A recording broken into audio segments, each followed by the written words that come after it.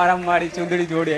તને સપનું શું આવ્યું તું? સપનામ તો મારી હું બહુ દુખી હતો, પણ જેવા તારો વિડીયો જોતો હતો ને એવી રીતે એક સમય મારી હું તારા પગમાં આમ પડ્યો હતો અને તે પછી મારા માથે હાથ મૂક્યો અને તે ખોરામ મને બેસાડી દીધો ચૂંદડી નીચે મારી. ભલે રામ. હા.